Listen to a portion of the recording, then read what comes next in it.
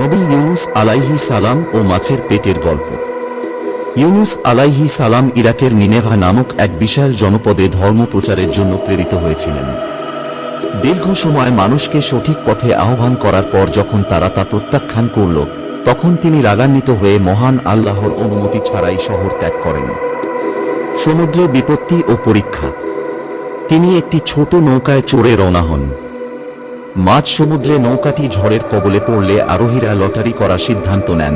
সে সময়ের বিশ্বাস মতে পাপিষ্ঠ কাউকে নৌকা থেকে ফেলে দিলে ঝড় থামবে। লটারিতে 3 বারই ইউনুস আলাইহিস সালাম এর নাম আসে। অগত্যা তাকে সমুদ্রে ফেলে দেওয়া হয়। আল্লাহর নির্দেশে তৎক্ষণাৎ একটি বিশাল মাছ তাকে গিলে ফেলে। তবে মাছটিকে নির্দেশ দেওয়া হয়েছিল যেন সে তাকে খেয়ে না ফেলে, হজম না করে, বরং কেবল বন্দী করে রাখে। অন্ধকারের প্রার্থনা। মাছের পেটের সেই চরম অন্ধকারে তিনি অনুতপ্ত হলেন এবং মহান আল্লাহকে স্মরণ করলেন।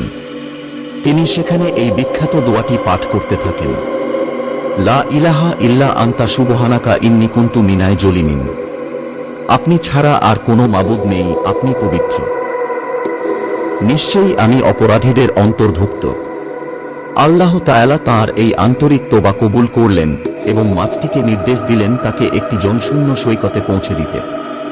মাছের পেট থেকে মুক্তি পাওয়ার পর ইউনুস আলাইহিস সালাম যখন সুস্থ হয়ে ফিরে এলেন, তখন তিনি দেখলেন তাঁর সেই অবাধ্য নিনেভবাসীরা ইতিমধ্যে নিজেদের ভুল বুঝতে পেরে ঈমান এনেছে।